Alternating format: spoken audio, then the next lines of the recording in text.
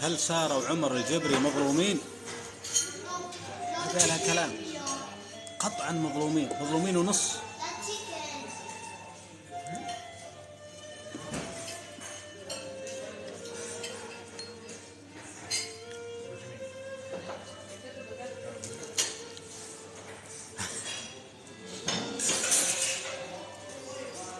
في واحد حلم منه بالسعودية والتعليقات تمر بسرعة.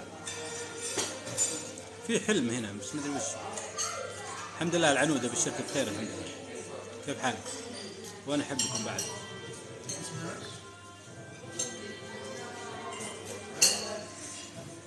والله فطوري ها زيتون، زيتون فطور.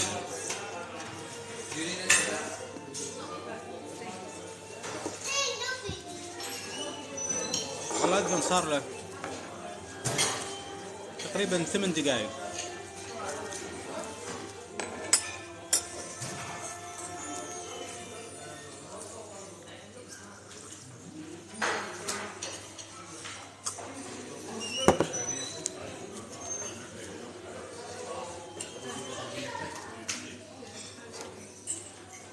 كم اسعار يا الربع الجاكيتات الامن العام هذه؟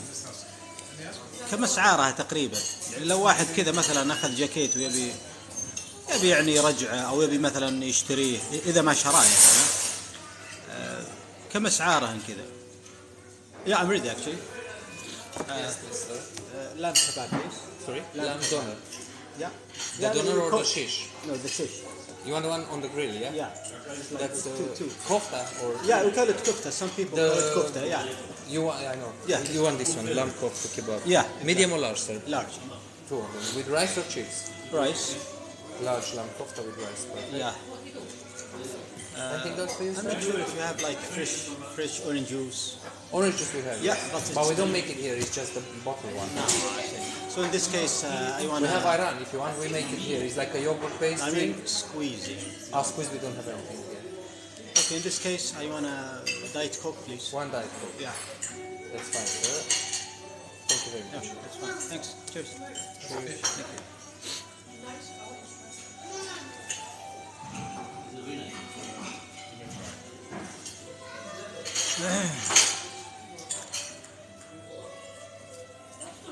الربع يكون الجاكيت تهمة بعد. أنا شايف الناس تعلق واجد على الجاكيت.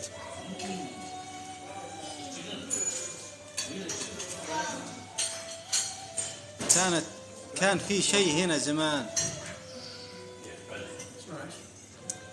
كان زمان في شيء يوضع هنا،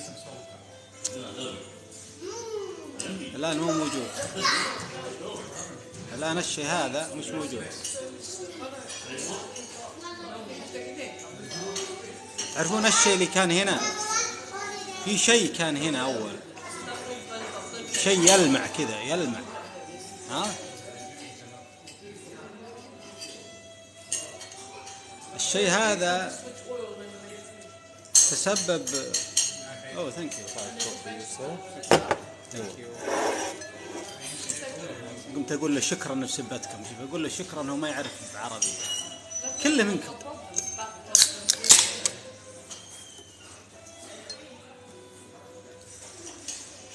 والله أنا ما أدري، أنا قاعد أسوق الكوكاكولا ولا ها؟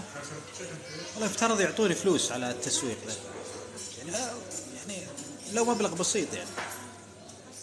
لا شوف أنا ما أنصحكم، ها؟ لا تسوون زيي، ترى هذا مضر. ما مر عليكم واحد يدخن يقول للناس لا تدخنون؟ أنا زيي، أنا أشرب كوك ولكن أقصد ما أحب إني أشجع الناس يشربونه، أنا أحبه ولكن ما أحب إنكم تشربونه يعني. أنتم تعرفون الفرق بين الكوك؟ والله أنا الله يستر، أخاف البث ينقطع. لا خلونا على الكوك، ما نبي نحرف الكلمة. اللي يعرفون اللغة الإنجليزية يدرون إيش قصدي. يدرون. لا فيها مخرج. تعرفون الديك؟ تعرفون الديك ما اسمه كوك، اسمه كلمة ثانية. خلونا من السؤال هذا، عيب خلاص. تو الناس مفطرة خلاص. أعطونا أسئلة. شوف ترى الأمور هذه تراها بسبتكم يا جماعة، الأمور هذه بسبتكم. شوف أنت ما تسألوني أسئلة يعني متعلقة فتخلوني أنحرف بالمواضيع، ترى هذه مسؤوليتكم أنتم. والله أنا بديت أحس بنظرية المؤامرة، أنا أحس أنكم متآمرين علي والله. طيب يلا خلونا نديك وسوالفها. يلا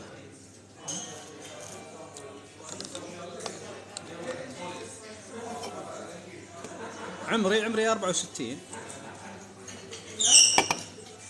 بسني بالأربعينات، شكلي بالأربعينات.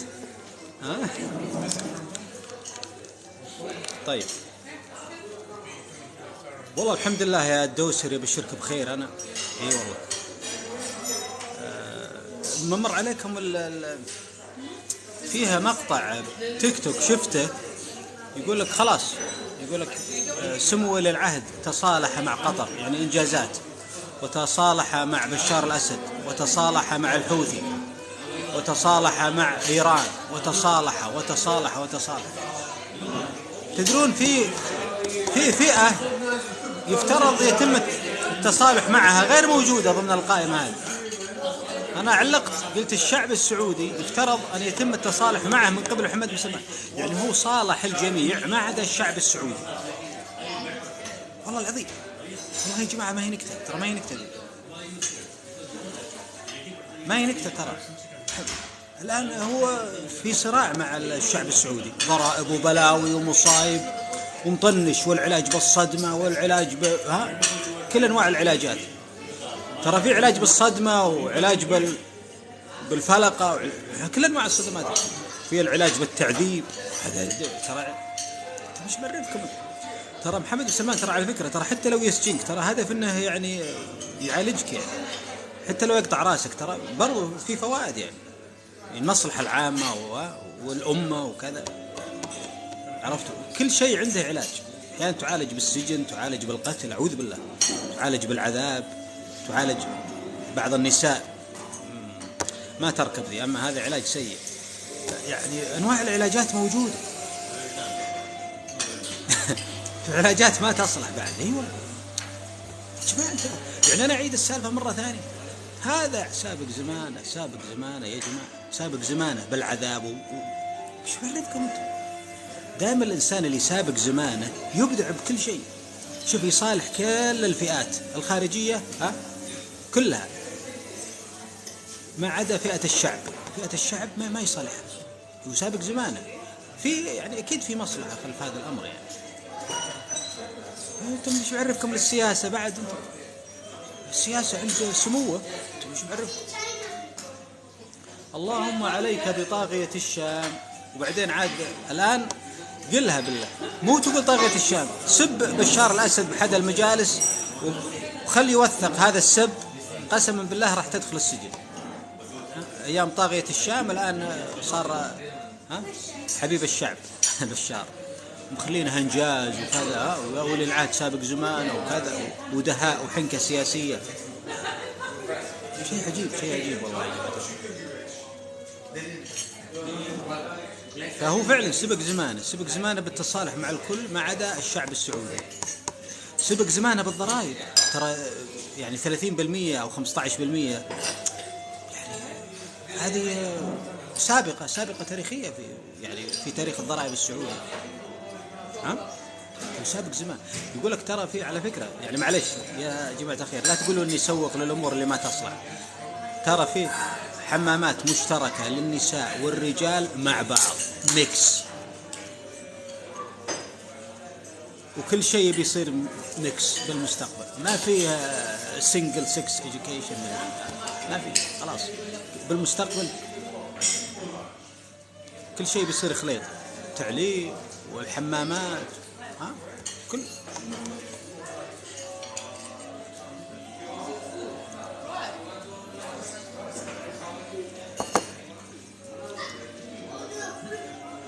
لا صدق والله، ترى في حمام، يعني على الأقل في حمام مشترك واحد موجود بالرياض خليطي كذا، نساء ورجال كذا. جماعة هذا ببريطانيا ما هو موجود.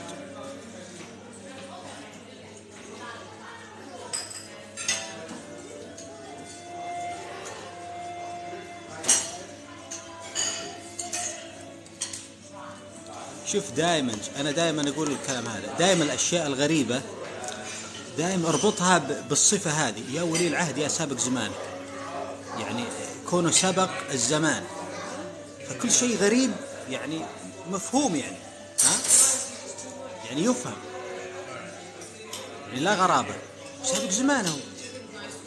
الآن ترى على فكرة شفتوا جراندايزر اللي بالرياض، ترى جراندايزر هذا الآن شغالين الآن راح يحركون جراندايزر هذا الموجود اللي موجود بالرياض، أهل الرياض يعرفون كلامي هذا، اللي بالرياض يدري جراندايزر موجود الآن، بس الآن قاعد يتدرب تركي آل الشيخ بيصير دايسكي، هو دايسكي ترى هو اللي يتدرب.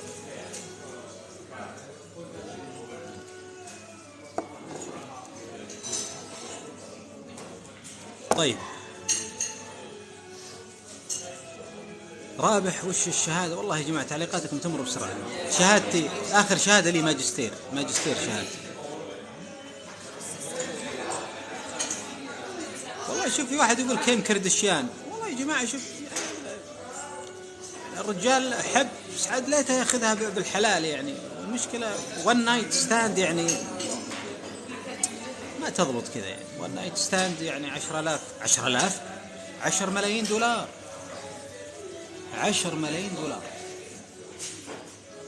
ون نايت ستاند، أعوذ بالله، ليلة واحدة. بعدين شوف في حكمة ترى، يعني حتى كيم كردشيان يعني على فكرة أنتم ما مشكلتكم الفكر اللي عندك ما يصل لمستوى يعني سموه، عرفت؟ في حكمة لما سموه يعني كيم كردشيان تجي هنا أقصد الرياض ويصير لقاء وكذا، ترى في حكمة. وبعدين لا تنسى ان ولي الامر يحق له نص ساعة كل يوم، يعني على فتوى الرئيس يقول لك ولي الامر يحق له نص ساعة باليوم، يعني حتى لو يشوفه لايف يعني عادي، يعني ما في مشكلة. ممكن تمدد علشان كيم كردشيان يعني بدل نص ساعة ما تكفي. لا وش ساعة؟ لا والله أقل شيء ساعتين. يعني مقدمات وبعدين التسخين وكذا هذه كيم كردشيان يا حبيبي، هذه ون نايت ستاند 10 ملايين دولار، يعني معقولة بالله واحد يدفع 10 ملايين دولار واخرتها نص ساعة؟ ما معقولة. وبعدين ون نايت ستاند معناها يعني الساعات اللي خلال الليلة هذه، يعني ترى الكلام هذا مو من عندي، ترى بعض الناس يقول هذا رابح يألف قصص وحكايات، هذه موجودة وإذا ذكرتها وسائل الإعلام، اكتب محمد بن سلمان كيم كردشيان وشوف ايش يطلع لك.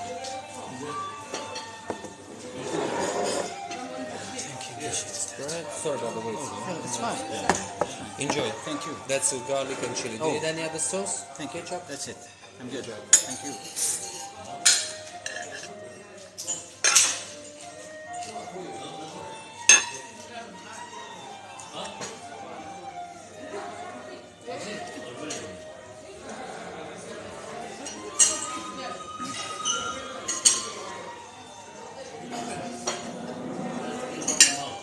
بعدين شوف يعني اختيار الكيم كردشيان يعني هذا يدل فعلا سابق زمانه، يعني ما يختار هو، ترى ذوق سموه غير يا ابن الحلال،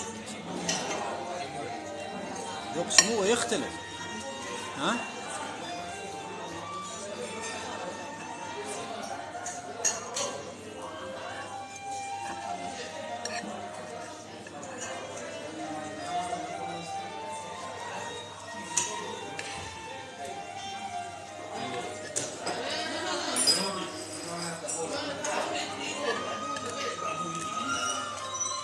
والله كني أطبيقي ينشر له واحد، كني أطبيقي ينشر له شغلة، لا ما عمري نشرت أحد أنا بالشارع، أنا أنشر الكباب الأمور. أوكي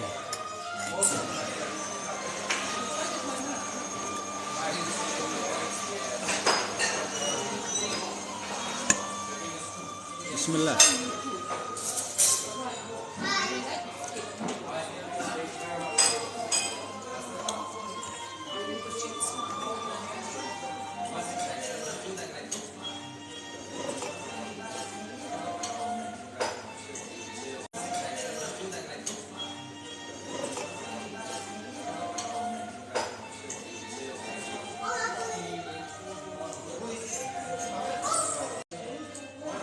حضر مباراة كأس العالم هناك وبعدين توجه.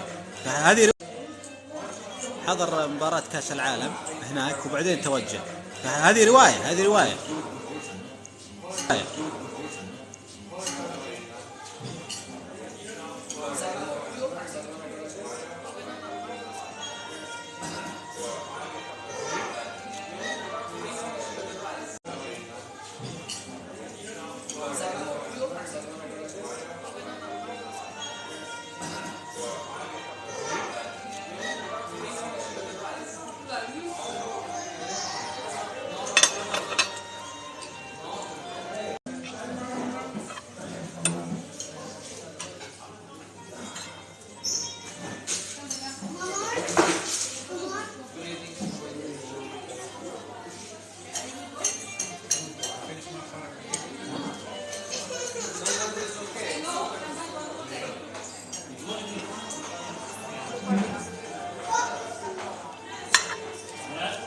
رايك بخطاب امير الكويت؟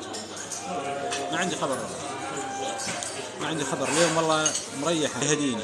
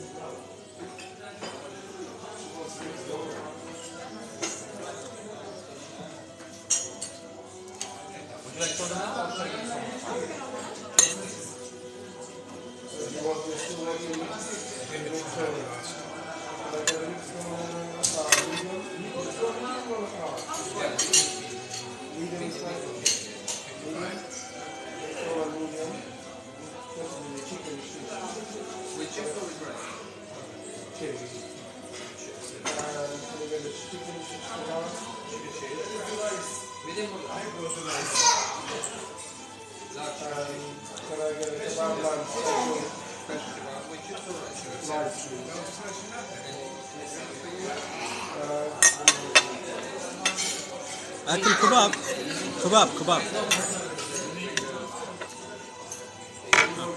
شوف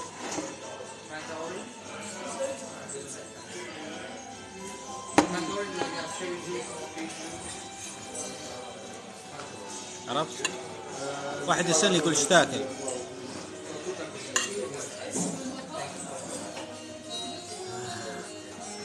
خبر ودك الواحد يعني قبل ما يغتالونه يعني يتونس ياكل ويعرس بعد اذا في مجال قبل ما ينذبح.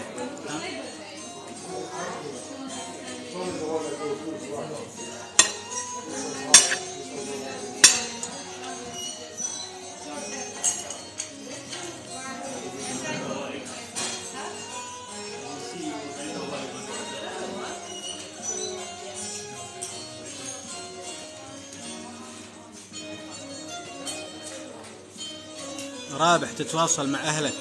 لا ما تواصل ولا أقدر أتواصل ولا أعرف شلون أتواصل أصلا.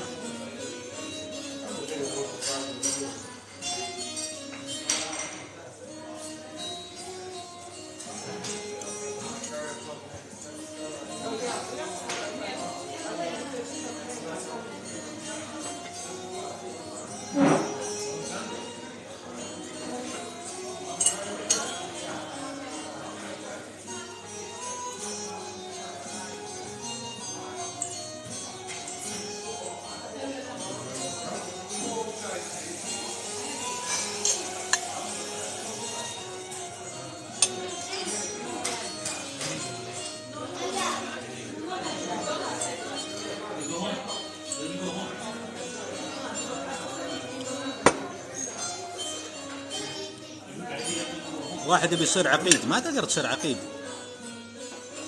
لازم تترقى،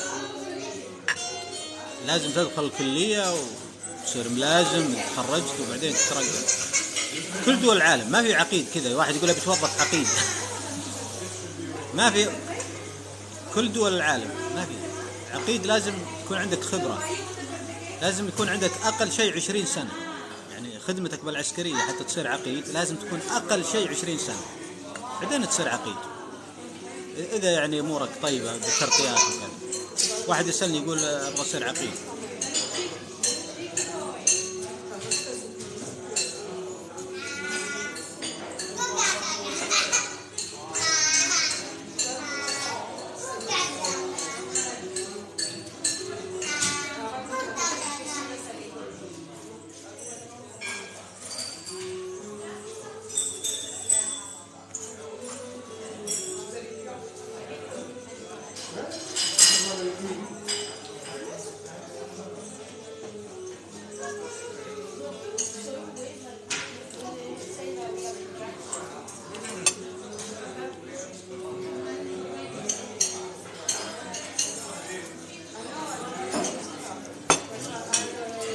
والله جرائم القتل، واحد يقول فيه واحد منذبح بعرعر.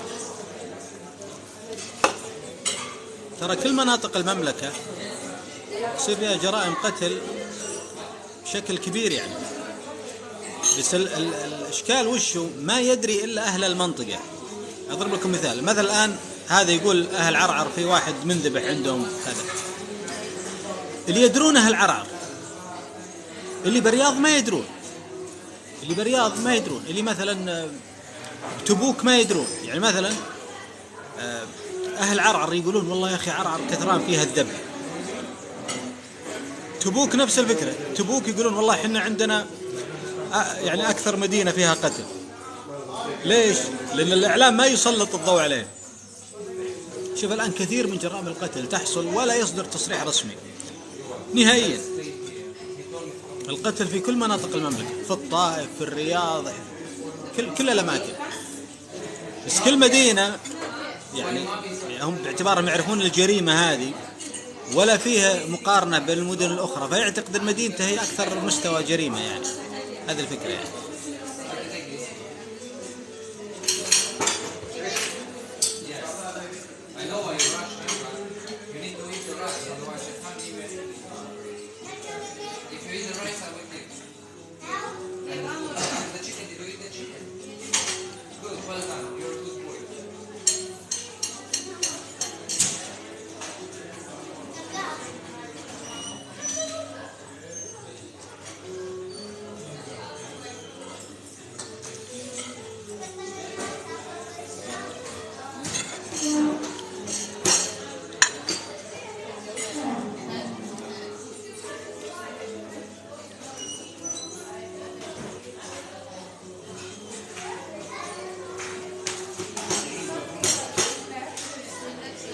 واحد يقول لك كيف الأول عيد خارج المملكة؟ لا عيادنا بأمريكا وعيادنا ببريطانيا، تطمن، مجربين الأعياد أول أيام الدراسة. هذا رد عليك يا أبو.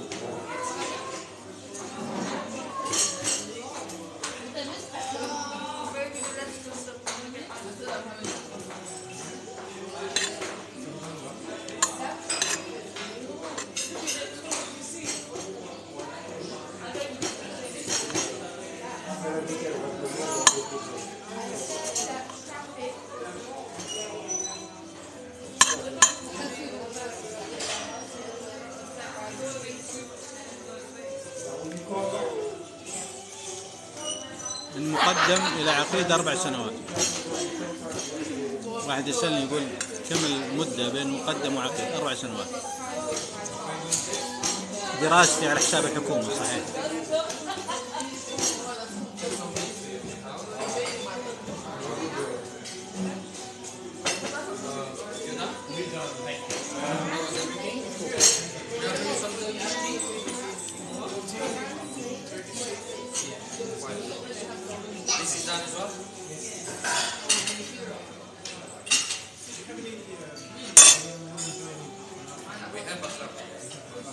Ice cream, yeah. Well, we have cheesecake.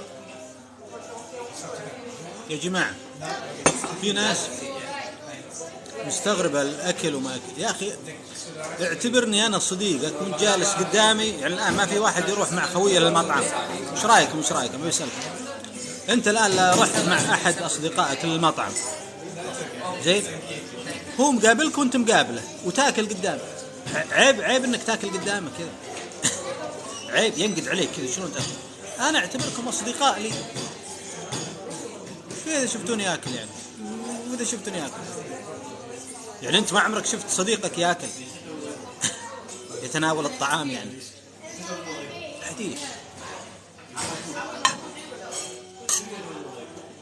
في ناس تسوي بثوث رقص وقلة حياة وبلاوي زرقاء، ولا حد يعني ينتقد سلبيا يعني، للأسف.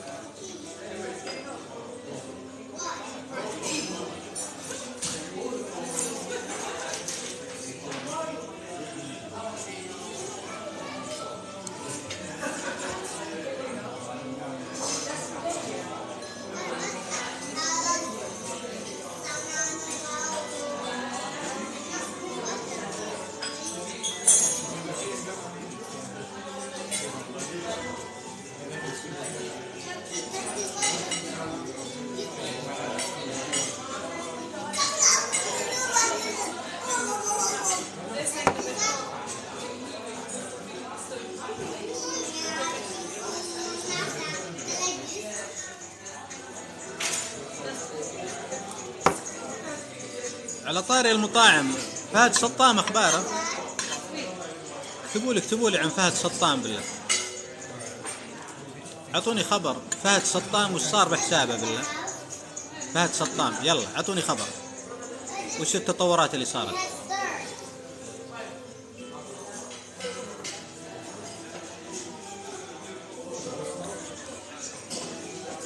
ها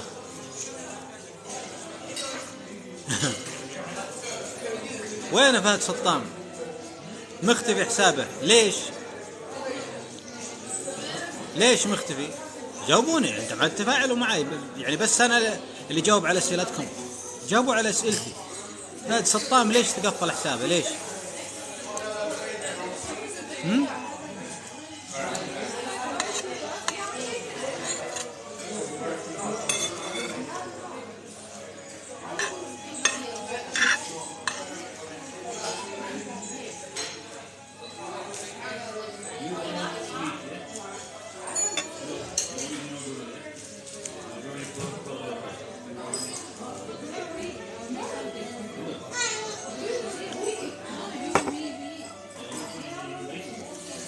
معقولة جاه الجمس الأسود يا جماعة؟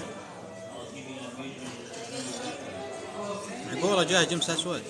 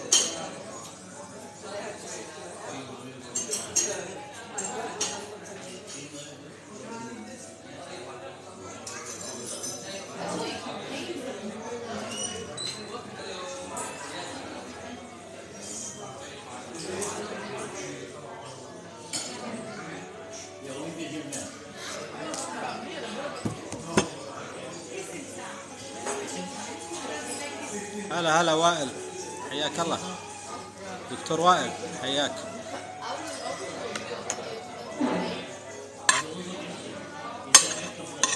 هلا هلا هلا وائل، حياك الله. هلا دكتور، كيف حالك؟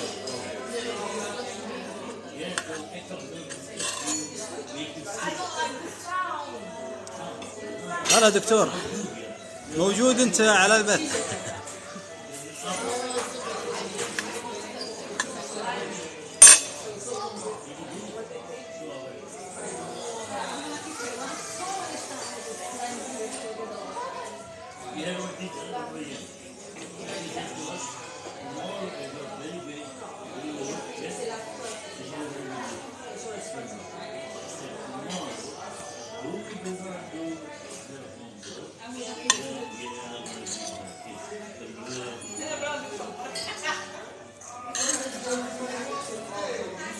هلا دكتور، كيف حالك؟ يعطيك العافية.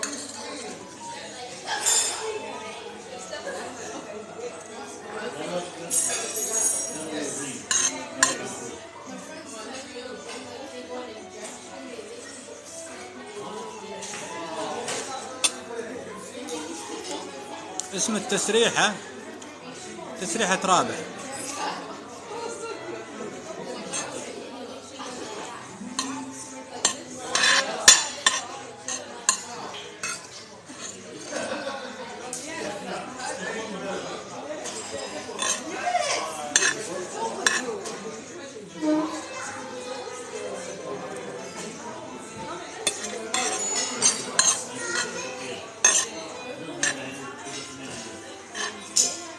هذا دكتور، نورنا والله.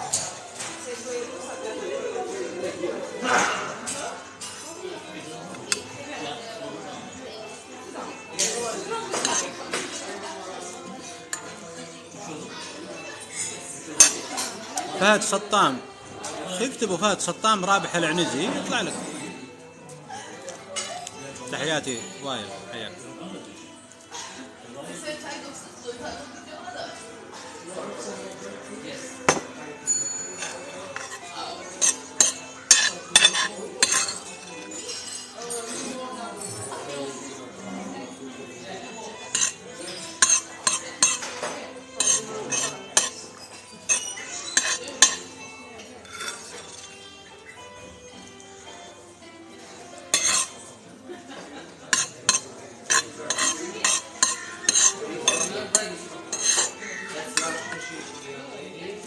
هلا دكتور، يعطيك العافية.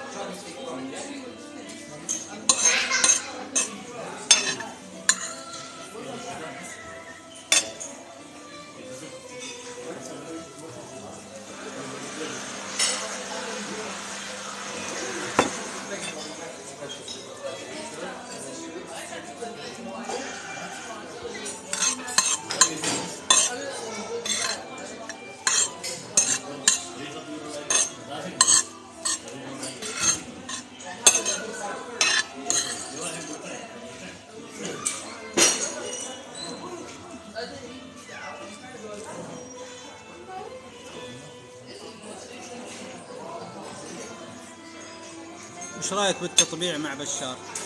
زمان قلت مجرم مع مجرم، بس صار يعني مجرم، يعني يتعامل مع مجرم، اختصار يعني بالله يعني على اساس محمد بن سلمان نظيف، يعني ذول اللي ترى في ناس طرحه ما هو جيد.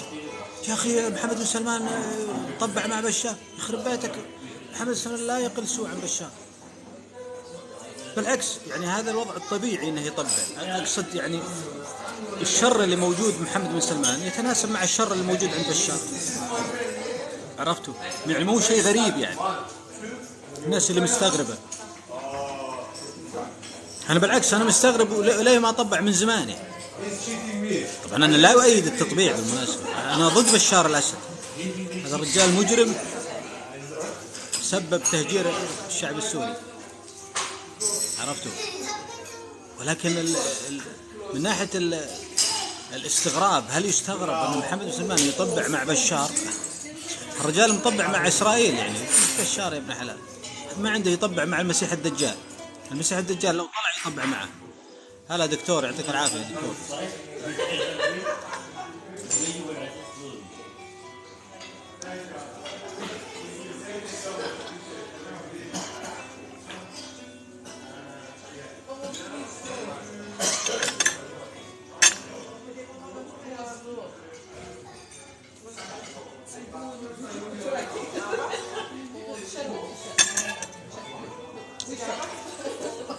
يعطيك العافية يا دكتور، يعطيك العافية. تعبناك معنا، تعبناك معنا.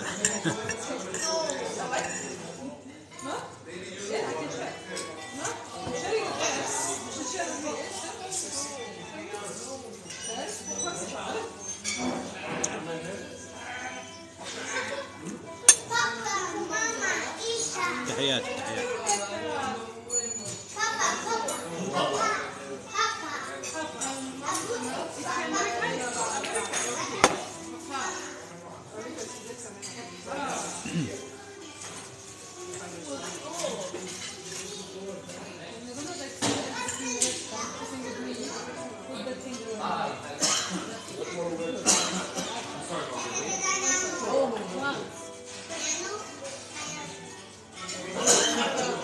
Yes, coming, yeah?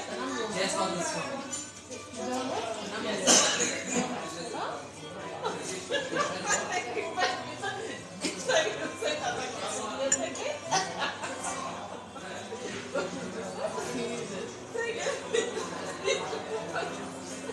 هلا دكتور.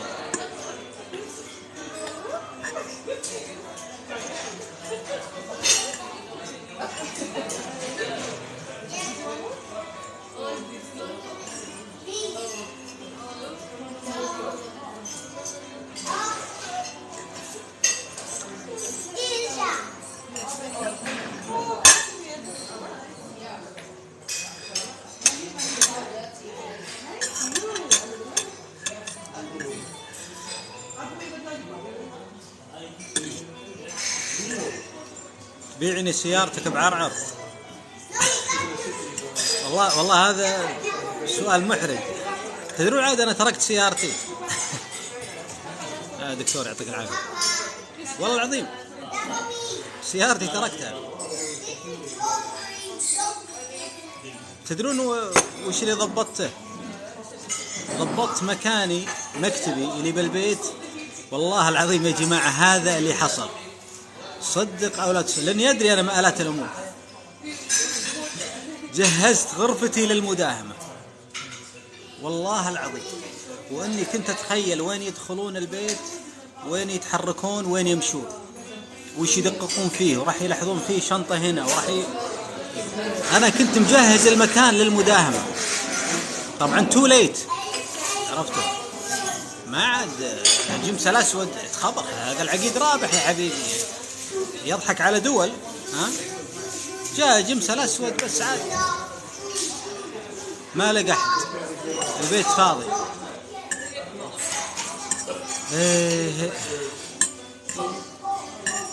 هذا اللي يسألني يقول تركت سيارتك؟ إيه تركت سيارتي، وعندي بيت ثاني غير بيتي الأصلي اللي فيه أهلي، وعندي أرض تركتها. عندني الحمد لله.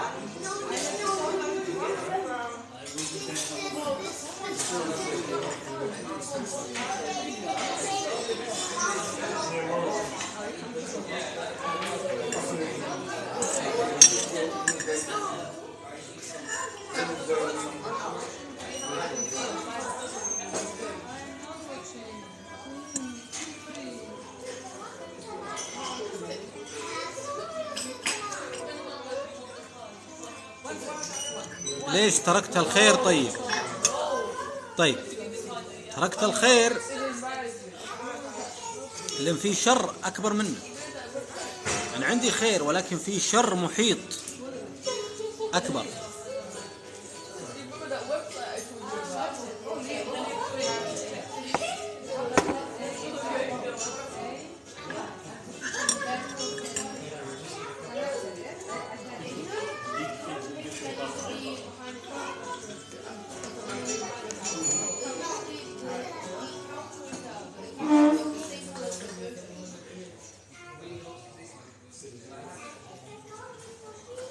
كنت بعرعر أكيد.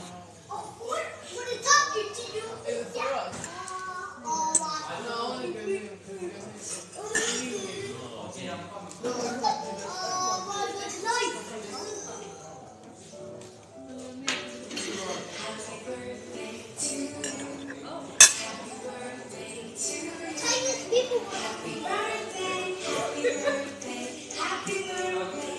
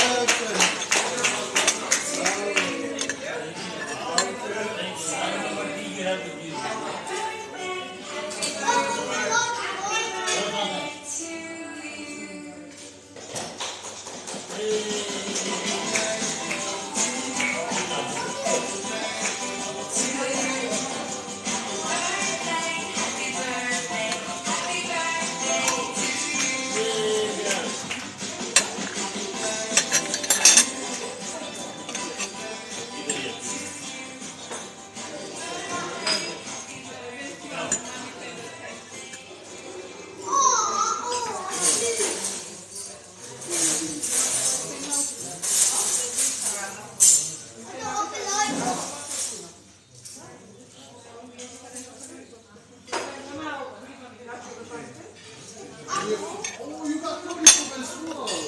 They're lucky day today.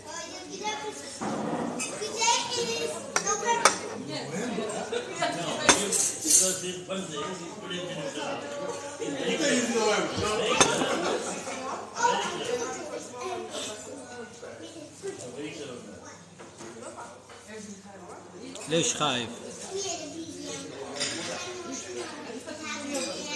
إيه.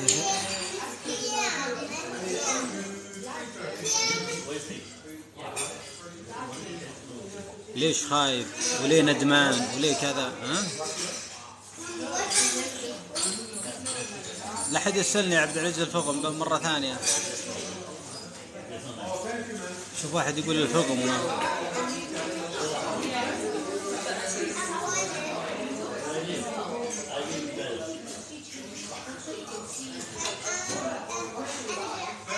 يسألوني أسئلة بالله.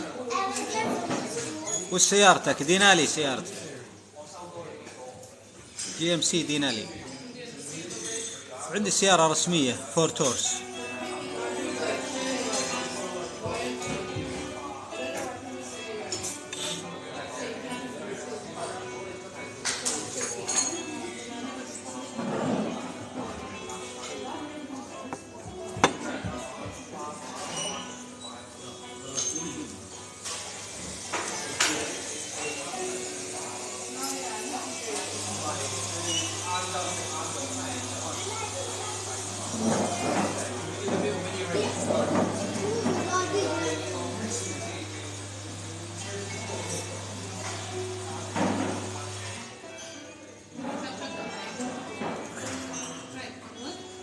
الحمد لله.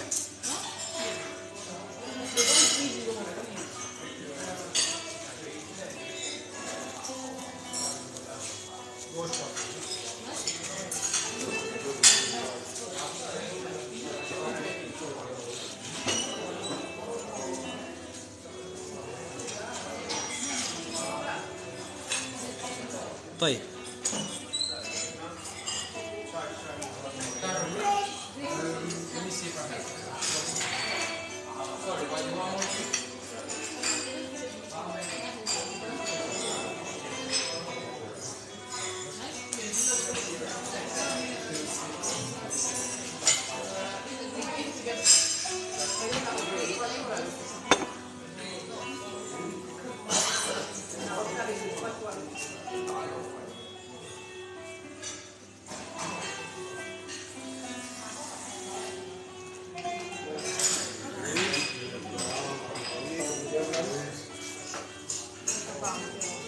Always I'm shaking and become wet. That's why I'm really here like this.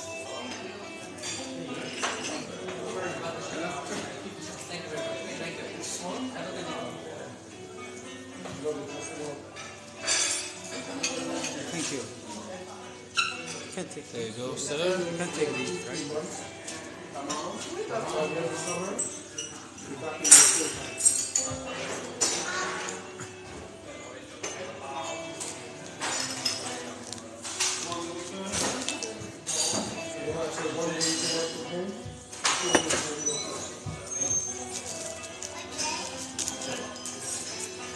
الحمد لله نعمة. أفطرنا.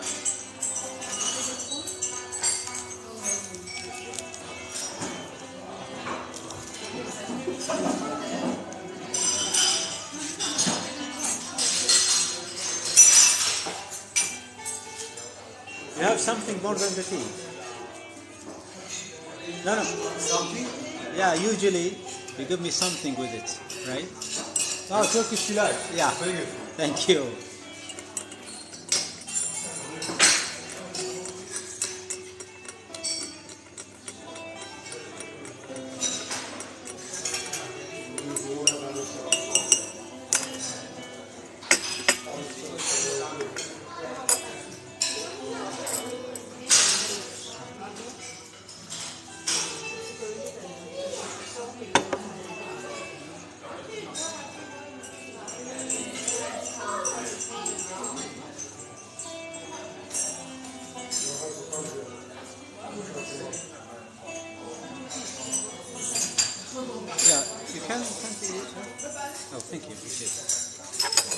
Turkish.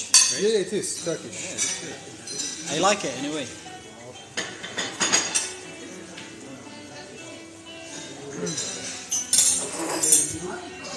Thank you.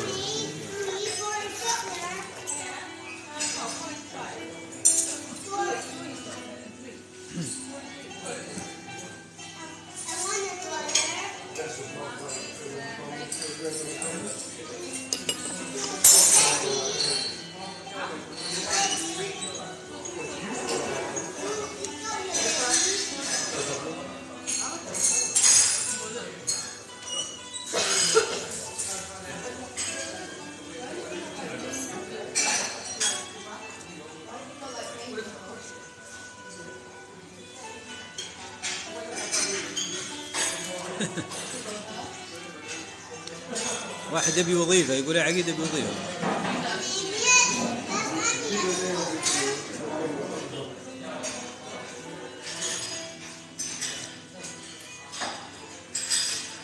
تبي وظيفة راح لتركيا للشيخ قل له أنا من طرف رابح. قل له أنا من طرف رابح. ترى درست أنا وياه بالكلية الأمنية تدرون ولا لا؟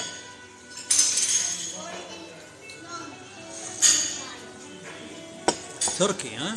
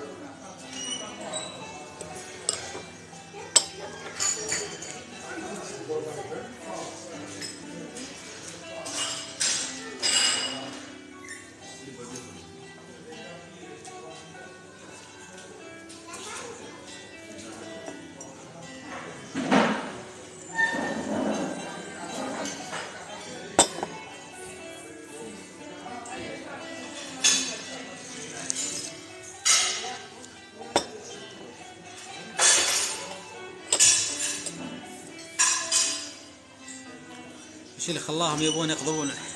والله ما ادري بعد وش تقول بسجن الحاير. سجن الحاير سيء السمعة، في ناس تصيح داخله.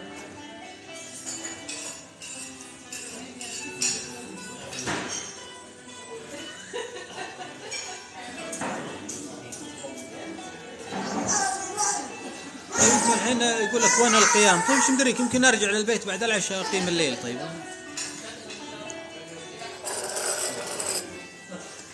ترى صلي، انا ماني زي محمد بن سلمان. ترى على فكرة انا يوم اقول الاول احسن عطشت،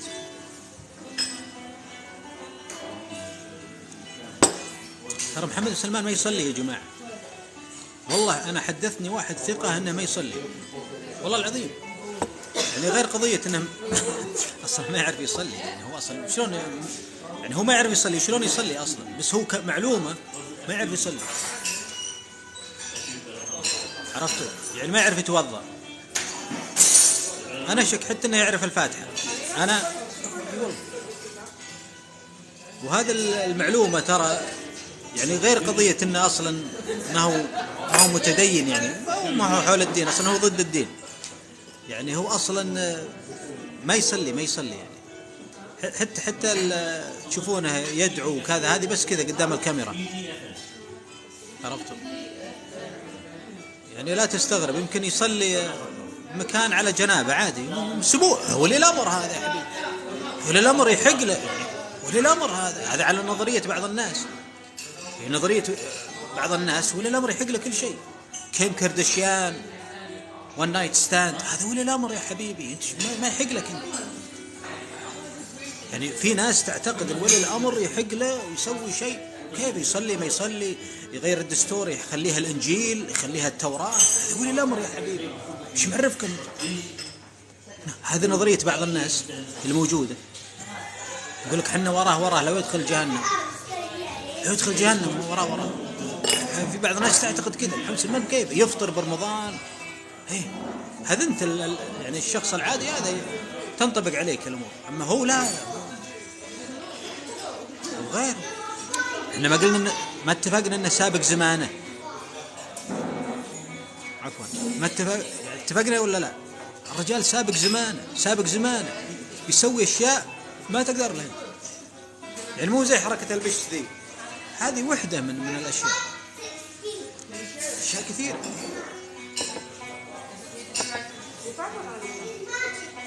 بس والله أنا يعني أنا ببالي أمور صراحة أحيانا تردد إني أتكلم عنها. يلا غير الموضوع، يلا أعطوني سؤال جديد. يلا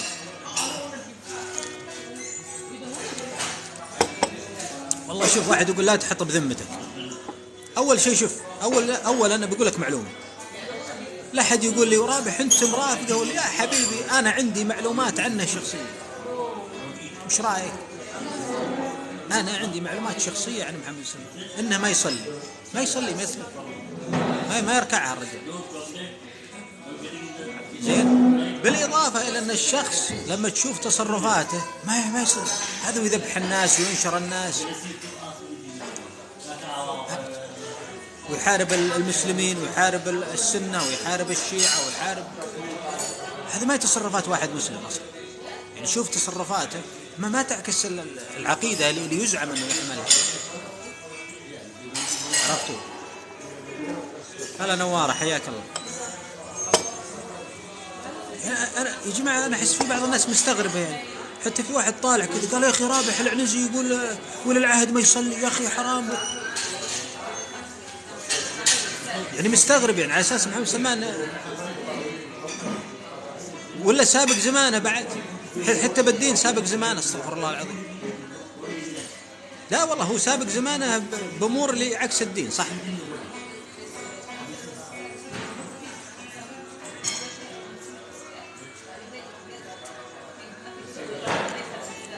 عليكم السلام ورحمة الله، حياك نوارة.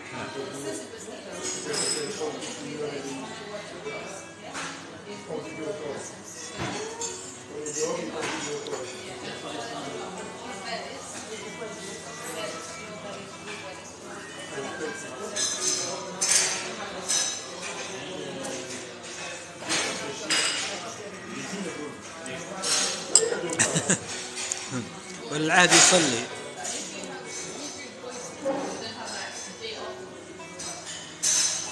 والله العظيم أنا لو شفته إمام مسجد، طبعا هذا مستحيل، ولكن لو شفته أني ما أصلي وراه. هذا ما يعرف يصلي أصلا، ما يعرف يصلي، شو يعرف الصلاة؟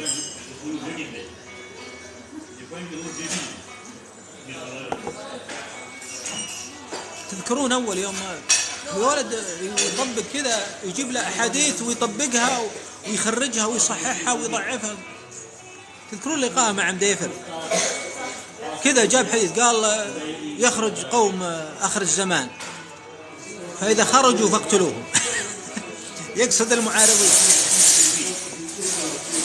مش معرف المفهوم الخروج وكيفية الخروج كذا بكيفه يقرأ الحديث ما يدري صحة الحديث ولا يدري إيش روايته وتفاصيله وحيثياته وكذا، يقول إذا خرجوا اقتلوهم.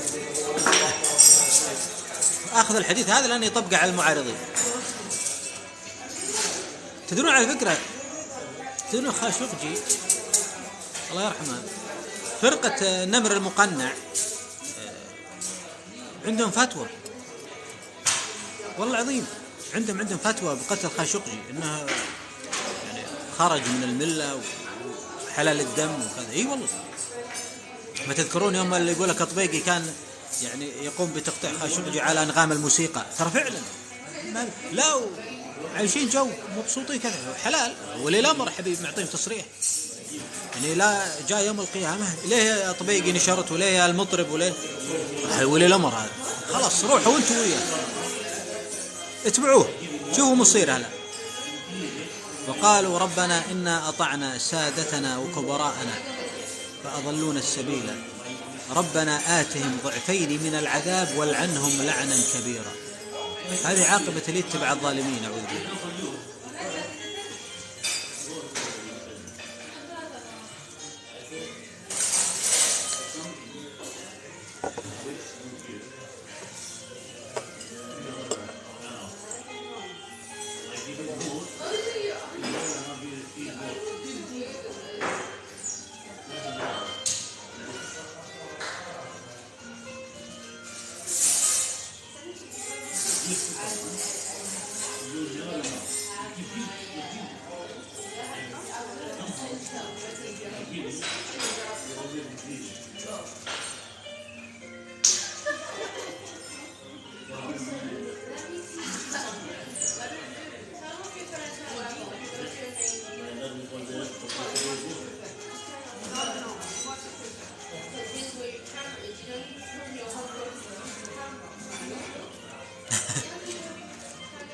واحد يقول رابع عطني راتب، خذه يا ابن راتبي راح. أبد كلمهم قل لهم أنا جاكم من طرف رابح ومتنازل عن راتبي، بس خاف يسجنونك. الآن يعني بعض المرات أنا شفت لي وحدة سعودية يبدو أنها ما أدري الليلة الماضية أو اللي قبلها، مسكينة حتى متابعينها يعني قليل كذا، قلت خلني يعني أعطيها هدية كذا بسيطة، حسيت أنها مسكينة كذا. هل يقول لك عطني راتب، ها بيضرب لك المثال هذا، فارسلت هدية يعني مبلغ بسيط يعني جدا. فالمتابعين قالوا هذا رابح العنزي، هذا ضابط منشق، هذا خاين، ما ادري وين كذا. والله يا جماعه وظلت كذا ما حضرتني كذا، قالت لا. وانا اقول كذا قلت انا احب السعوديه، طبعا انا احب السعوديه، لا انا احب السعوديه بس ما احب محمد بن سلمان. يقولوا لا رابح ترى خطير، هذا معارض وكذا. آخر شيء طلعت أنا قلت أدري أنها راح تحضرني، طلعت من قلبه. فهذا رد على الأخ يقول أبغى راتب. هلا لو أعطيك تصريح رسمي كتابي وأعطيك إياه وتوديه لهم راح يسجنونك. خلاص.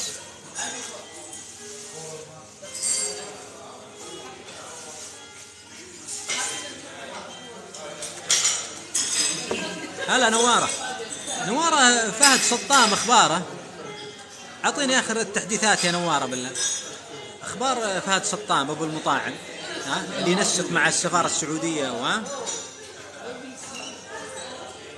أخبار حسابه بالله.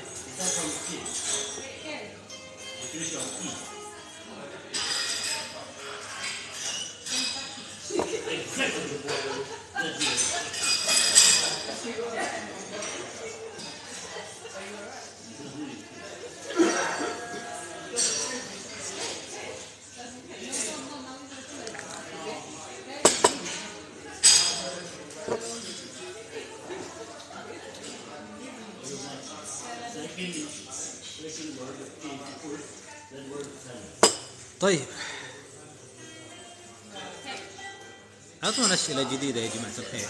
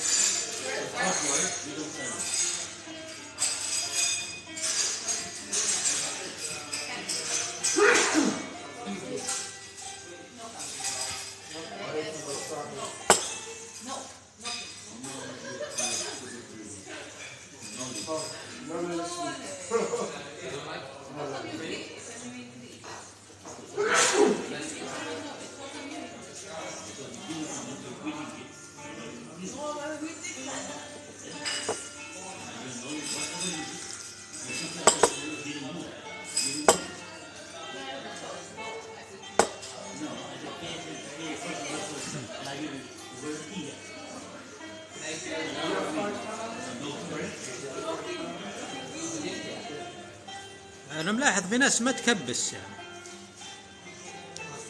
ليش ما تكبسون يا جماعة الخير؟ من عقيد الكبس يا رجال، وهمكم كبسوا، وانتم طلعتوني من الإسلام، كفرتوني تكفير، كفرتوني يعني وقفت كبسوا ولا شيء. بعضهم كذا يتفلسف عقيد يقول كبسوا.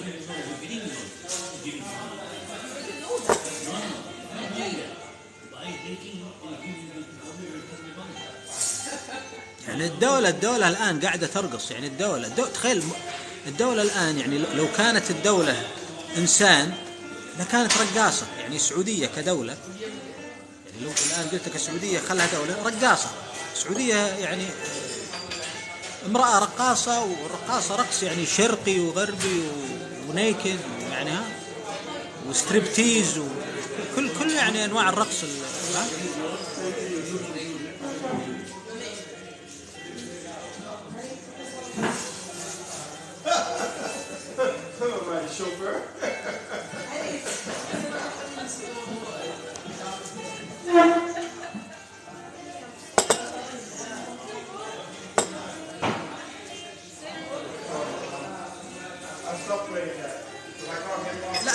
زين فعلا زي ما تقول نوارة لكم فعلا واحد محظور. يعني لو مثلا ذبابة يبغى يتوب يسوي حسابه ويدخل، بس يدخل بأدب، يعني ما عندنا مانع.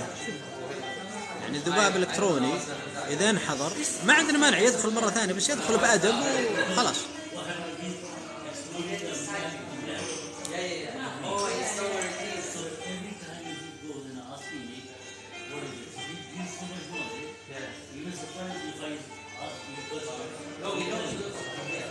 I didn't know how to react. I felt like, okay, that's nice.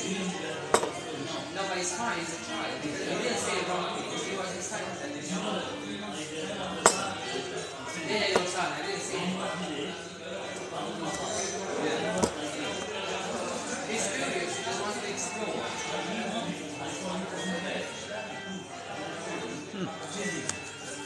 حساب فهد سطام إلى الآن ملغي أو مختفي. ها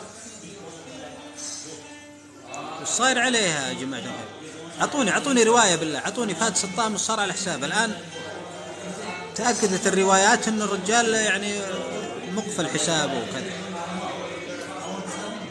وش اللي صار عليه؟ علمونا وش اللي صار عليه. أي واحد عنده خبر عن فهد سطام يا جماعة الخير علموني وش صار عليه بالضبط.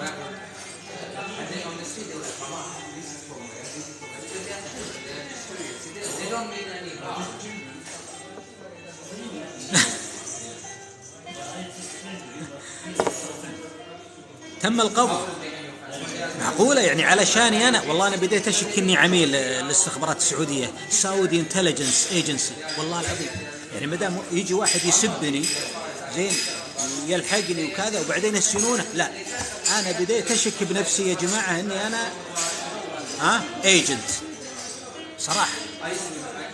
يعني وش تفسرها بالله؟ واحد يقبض عليه بسبتي أنا بديت أشك. طيب كويس. في ناس تقول تم القبض. طيب ليش تم القبض؟ ليش تم القبض على الرجال؟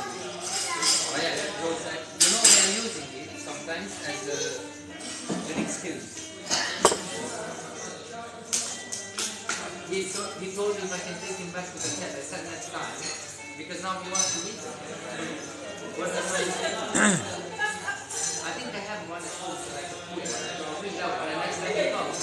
طيب أنا بيقول لكم حاجة عن فهد سطام. يعني أنا موقفي، خذوا موقف الصحيح. يعني أنا أتمنى أن يكون بخير والله العظيم. والله يعني على أنه بلطج شوي وسوى فيها حركات وكذا، ولكن أنا أتمنى والله العظيم، يعني أنا هذا اللي أقوله، أتمنى أن فهد سطام إذا كان يسمعني الآن أو اللي يعرفونه أو يصلون كلامي له، أنا أتمنى أن يكون فهد سطام بخير حقيقة. أنا ما أتمنى يجيه ضرر لأي سبب كان، على أنه أخطأ في حقي شخصيا، ولكن أنا ما أتمنى يجيه أي ضرر.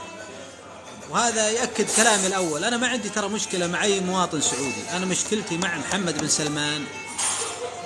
كل البقية ما يكون خدم أو مطبلين أو مغرر بهم أو عرفتوا. طبعا في ناس سيئين جدا يعني زي سعود القحطاني، تركي آل الشيخ، ذولا لا، ذولا مع الرجال، ولكن ذولا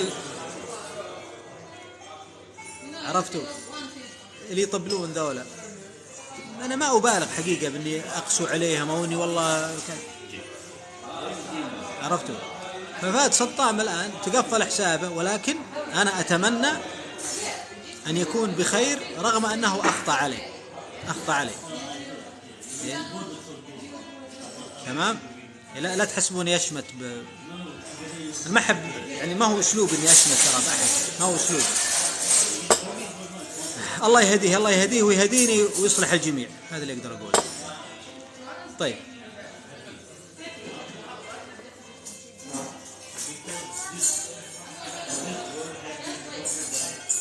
excuse me, sorry, your hours tonight.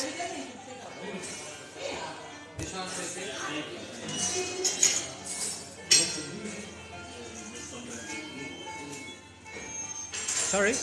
Should I take that plate?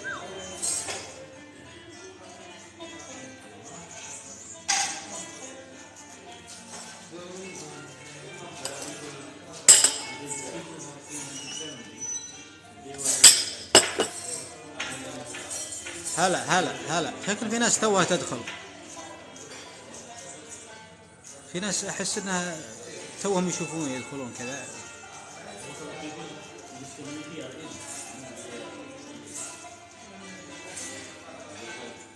يا جماعة لا تقولوا لي رابح تعرف فلان وتعرف الانت، يعني حتى لو شخص اعرفه ما اجيب طاريه عرفتوا؟ ما يعني تدرون بيقول لكم معلومة، تدرون انا لي صور مع ضباط بالبدلة والله يتجنب اني انشرها. تراني انا لا تحسبون شخصيتي اني كذا، والله اهم شيء انا عندي يعني عندي حدود. يعني الان لو واحد مثلا ارسل لي من عرعر رسالة من عرعر، خلينا نقول اما بالخطأ او اي شيء، انا ما راح يعني تحسبوني كذا انا خصمي واحد ولا من افراد الشعب. لا اصلا هذا بالمناسبه ما هو من صالحي انا. لا لو يقول والله فلان هذا ما هو من صالحي اصلا، هذا يضعف القضيه. قضياتنا سياسيه احنا، عرفتوا؟ يعني حتى علاقتي مع الناس انا اتجنب المواقف الشخصيه وفلان وفلنتان، عرفتوا؟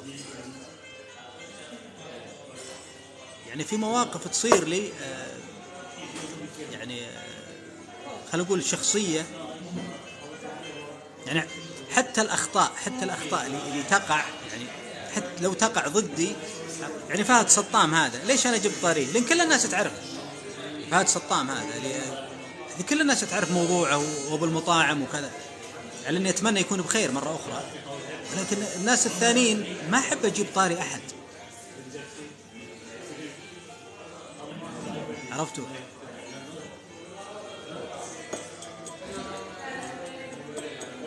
يعني أنا عمري جبت لكم طاري يعني سالفة شخصية قلت لكم والله فلان صار لي معه موقف، ما هو أسلوبي، ركزوا بكلامي، ما هو أسلوبي إلا تكون مثلا قصة شهيرة أو شخص مثلا زي تركي آل الشيخ، سعود القحطاني، صح، أما فلان ومدري وين وكذا ما هو أسلوبي ذا.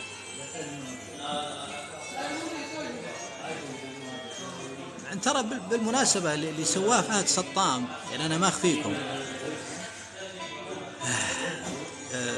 ترى أنا ما أكلمك عن نفسي، دعك مني، أنا بطلع نفسي الآن من الموضوع.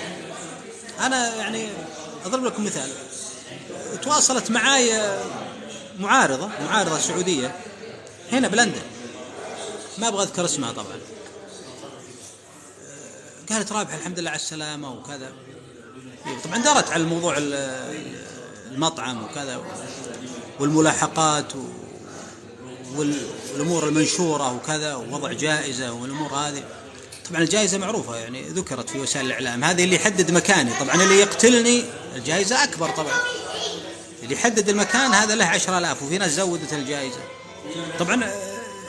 طبعا اللي عارض الجائزة يعني في ناس ورا فهد سطام، زين يدرون أن الشعب مطفر، بعد نبي نعطيك أكثر من 10,000، لا نعطيك 10,000 ينتهي المواطن لأنها تغريك لأنك أنت طفران، لأنك فقير أصلا، فهم يدرون أن الشعب فقير، فقالوا خلاص خلينا نخلي جائزة 10,000، واللي يجيب رأسه عاد تصل 250,000 دولار، تصل تقريبا مليون ريال، عرفتوا؟ فعموما الأمور هذه اللي طلعت عن طريق فهد سطام، هذه القصة المعارضة السعودية ذي، قالت يا رابح الآن أنا يعني ملف لجوئي بحاجة للقصة هذه، لو تبيني أشهد أنا معاك يا بدنا أشهد، هي والله قلت أنا اعتبريني شاهد. قالت أعطيك بيانات، لا لا لا ما يحتاج، مع أنها هي شوف تخيلوا يا جماعة، يعني أنا طبعا أنا ما أخشى على نفسي، يعني قلت لا أنا ما أبغى بياناتك ولا أبغى شيء، أنا قاعد أنصحك نصيحة. قالت رابح ضروري يقابلك، قالت ضروري،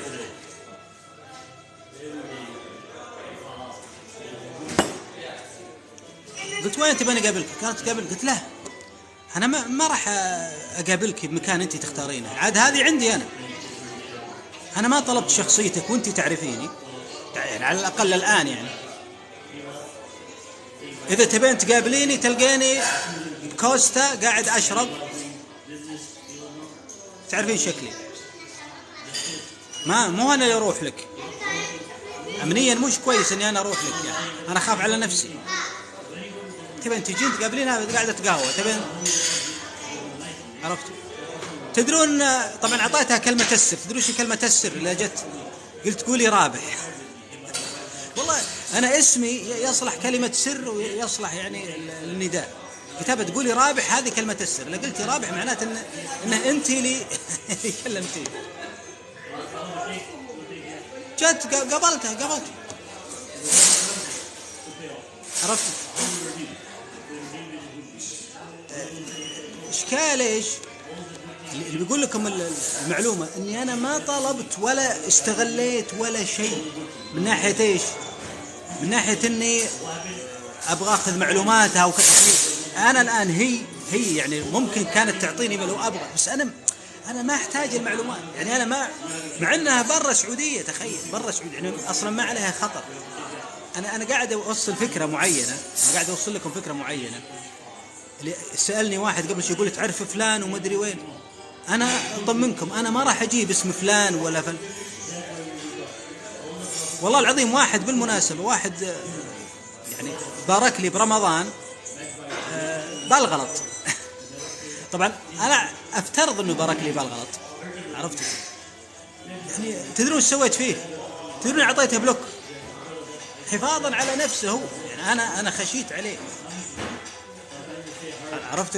أنا بس أوصل لكم فكرة إني أنا ما أحب أسبب ضرر للآخرين. يعني هذه فلسفة الكلام اللي قاعد يقول. يعني تقول لي تعرف فلان، يعني أنا الآن لو عندي أمر يتعلق بشخص معين ما أذكره يسبب له إحراج عليه أو بالخطأ. الآن واحد أرسل لي معلومات حساسة سواء ضابط أو عسكري، وبالخطأ طلعت مثلا المعلومات أو البيانات الموجودة فيها اسمه بالغلط. تدرون أني أنا ما راح أسوي أبد، بالعكس، ولا راح أستغل شيء، لأني أنا خاف على يعني أنا لي علاقاتي بعرق. يعني معقولة يعني أنا ما لي ضباط أصدقاء، يعني أنت بالعقل، يعني بالعقل أنا لي أصدقاء بالاستخبارات، ولي أصدقاء بأمن الدولة، ولي أصدقاء بالجوازات، ولي أصدقاء بالأمن العام ومدراء إدارات، وبعضهم مصور معاهم. عرفتوا الفكرة؟ يعني اللي يسألني يقول تعرف فلان، مش كويسة كذا. أنا على بث الآن مباشر يقولك عارف، لأني لو قلت أعرفه ممكن يحققون معاه لأي سبب، وقد يكون ما أعرفه بالمناسبة، يمكن ما أعرفه هذا الشخص، ولكن أنا قاعد أضرب لك مثال. وبالمناسبة عد حنا قمنا نتكلم عن الأمور هذه حتى نبعد نظرية المؤامرة وما مؤامرة. شوفوا، أي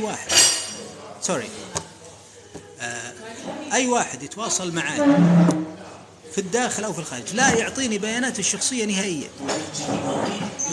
نهائيا، حتى لا يقال والله رابح مدري وين، يمكن. عرفت الفكرة؟ تبي تستشيرني، في ناس تتواصل معي يعني بالرسائل وكذا، والله ما أقول من أنتي ولا من أنت ولا كذا، رابح أنا عندي كذا كذا، وش أسوي؟ الجواب كذا بس. عرفتوا؟ يعني أنا ما أحب أقحم الأشياء الشخصية وكذا وفلان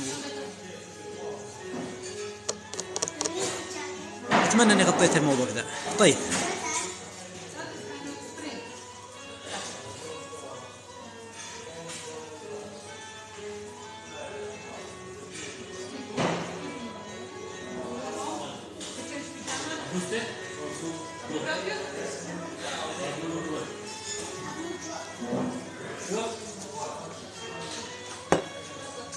ما في رجعة سعودية، ما في رجعة سعودية، ما في رجعة. ما دام محمد بن سلمان موجود ما في رجعة.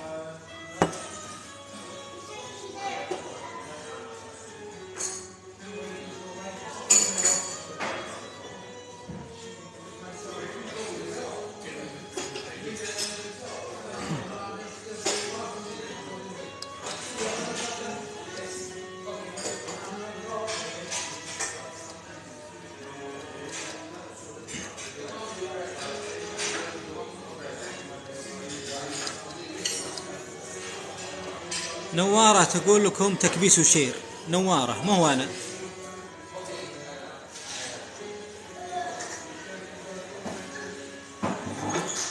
ان شاء الله يقول لك اختراق بيوت الناس، ان شاء الله راح اخصص حلقه راح اتكلم عن الامور هذه، اشرت لها سابقا.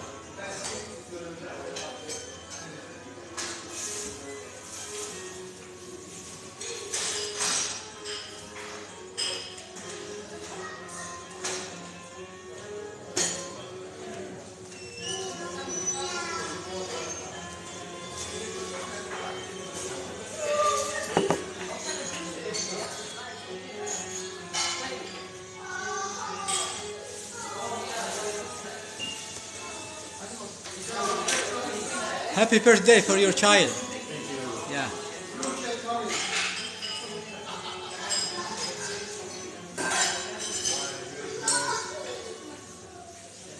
تدرون الولد هذا اللي سوى له، والله يا جماعة الخير، لو ما بيصور نفس قصتي والله العظيم. الولد اللي مسوي له انا لولا هذا صورت لكم، نفس قصتي سبحان الله. سووا له حفلة عيد ميلاد قبل شوي، تو مشى.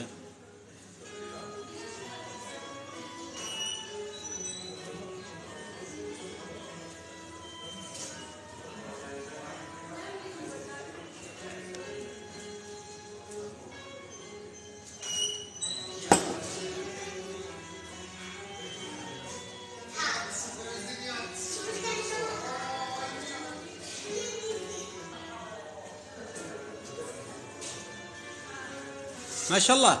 How old is he? Yes.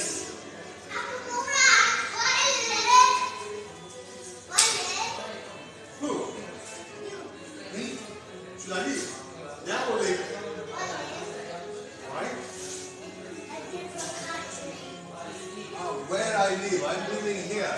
I come from originally Turkey. How old are you? Now 5. I'm 6 now. He said 6. Yeah. We celebrate your birthday, you know. Are you 6, right? Come here.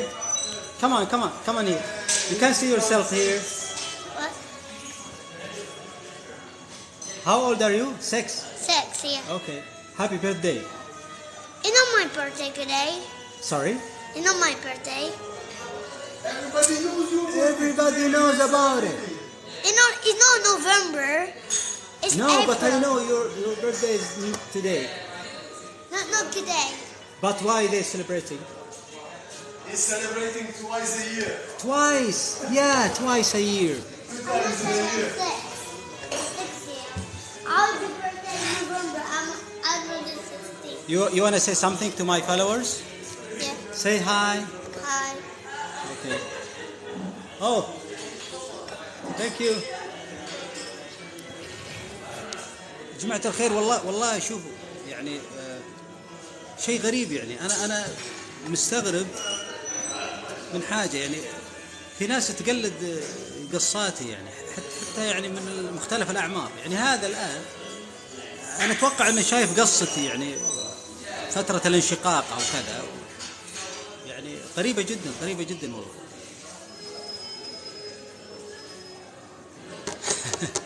I guess twice, yeah. He's very nice boy. Yeah, mashallah.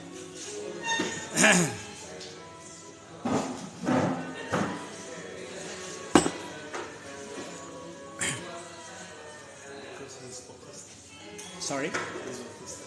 Oh, okay. Yeah, I see.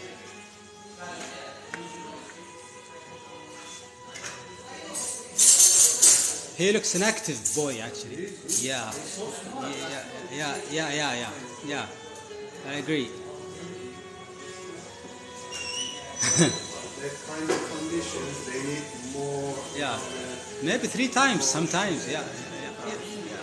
Twice a year, yeah, it works.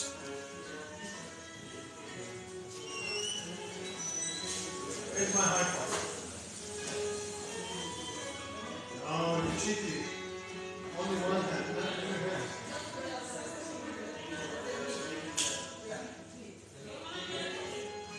Bravo!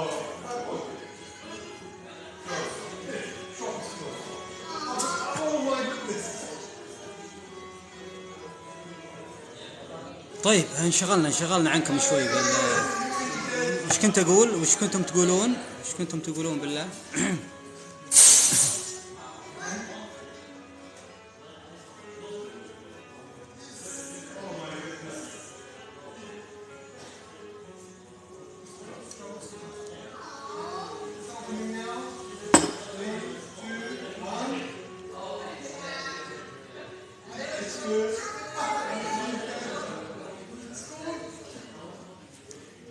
العيد متى بالله يا جماعة؟ العيد متى؟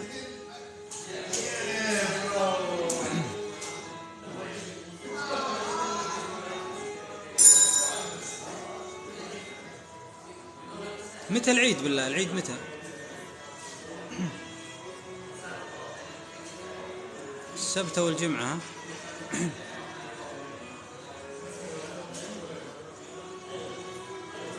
بعد قلت عيد ما عيد بالقبر لو اني بالسعودية. صاحي انت؟ يقول لو انك بالسعودية تعيد مهلا. لو اني بالسعودية عيد بالقبر. خلني عيد برا اقل شيء حي.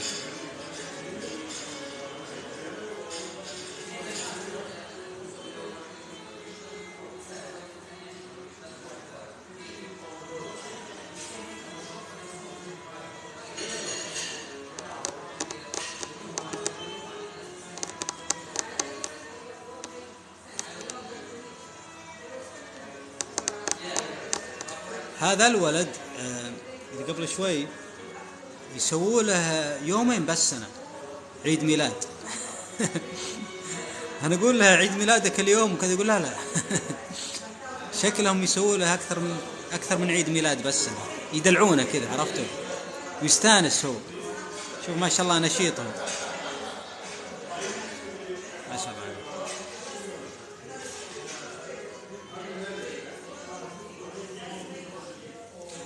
ليش ما أخذت أهلك معاي؟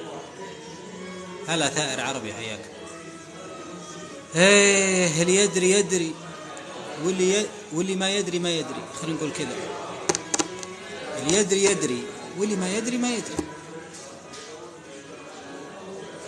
ما هي بالكيف يا ابن حلال، ما هي بالكيف. الأمور ما هي بالتصور اللي تتخيلها يعني.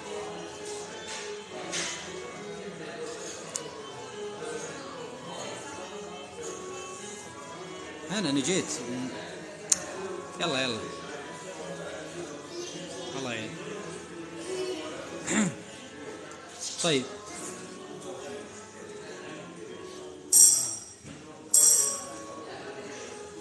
هاي. November. Oh, that's good.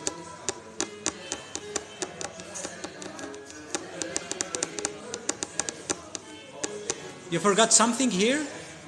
Your wallet, maybe? You have wallet? Wallet, you know wallet? Like this? This is wallet. No? You don't have, like? Okay, they have, yeah. أشوفه بس يتحرك حولي. كنا ناسي له شيء ولا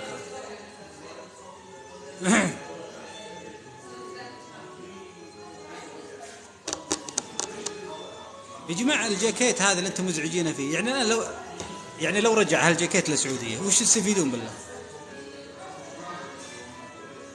يعني محمد بن سلمان ماخذ الميزانية كلها ورابح يقول لك ماخذ جاكيت.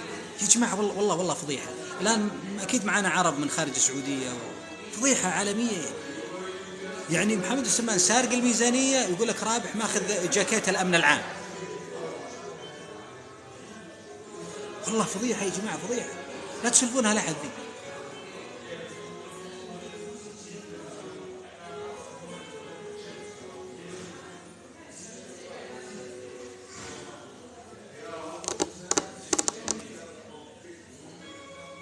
في ناس تقول حلالي، الله يجزاكم خير. هذا الكلام الزين.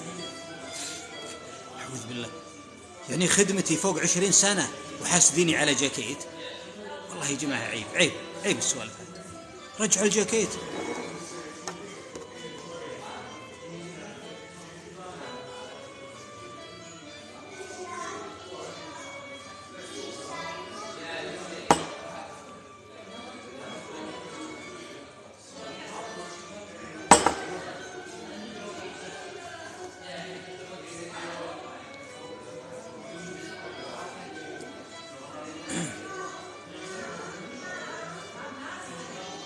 استلمت حقوق الوظيفة. وين استلمت يا ابن عم؟ أنا جيت بجلدي. يقول أنا جيت بعمري. يقول لي أنا سيارتي تركتها وبيتي تركته وأموري، بس اللي سويته قبل ما أمشي جهزت غرفتي للمداهمة. تخيلت كذا من الدولة يدخلون الزملاء من خبر أعرف شلون يدورون وحركاتهم. فجهزت مكتبي اللي بالبيت، هيأت المكان، يعني بدل ما تصير الأمور معقدة ومدري وين ويمكن في أوراق هنا وشيء مدسوس لا حتى يكون طبعا ما في ولا جهاز إلكتروني حصلوه، يعني الجوالات ما في ولا جوال ولا جهاز كمبيوتر ولا أي شيء. على أساس يأخذون معلومات عني. طبعا افترض عندهم معلومات سابقا، بس عادها أصبح الصديق عدوا. عاد الأخ يقول حقوقك الوظيفية. حقوق الوظيفية وين؟ ما عاد فيه حقوق وظيفية. أنا الآن حقي في الحياة يبون يحرموني منه، حقي في الحياة يريدون أن يمنعوني منه.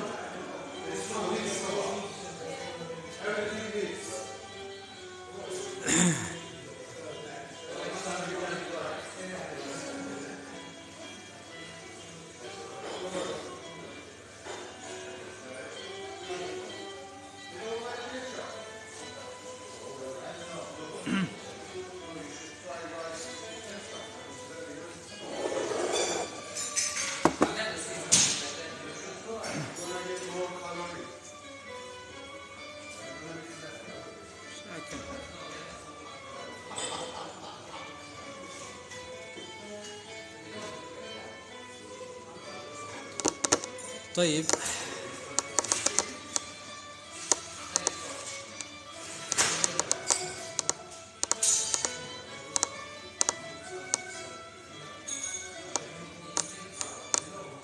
سالفة الهروب موجودة BBC. شوفوا BBC ترند موجودة، يعني مختصرة يعني.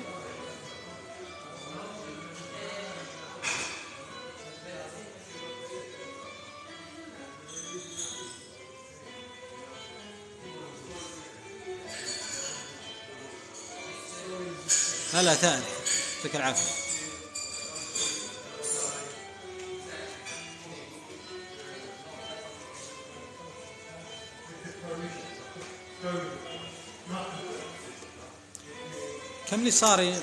كم صار لي معاكم بالله؟ كم الوقت؟ هلا يعطيك العافية. كم صار لي معاكم بالله؟ كم صار لي معاكم؟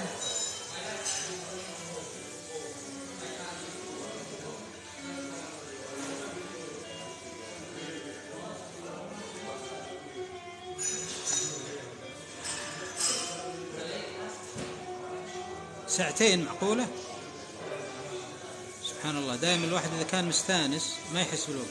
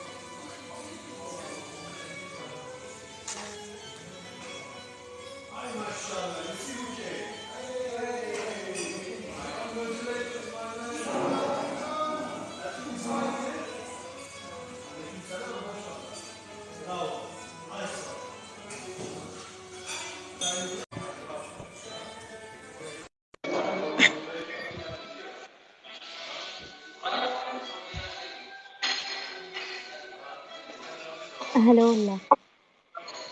نعم. هلا. الو. وش اللي نعم داخلة مجلسكم أنا؟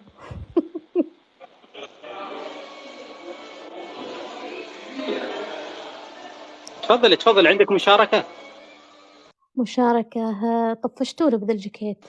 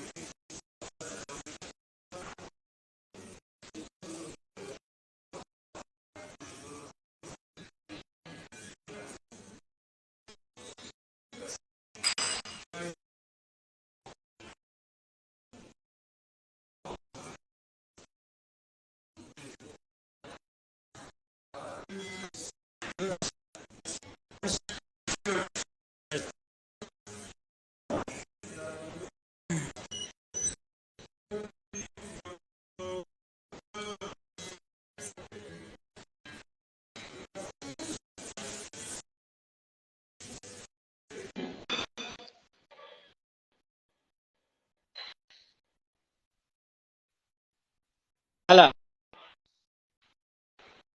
يا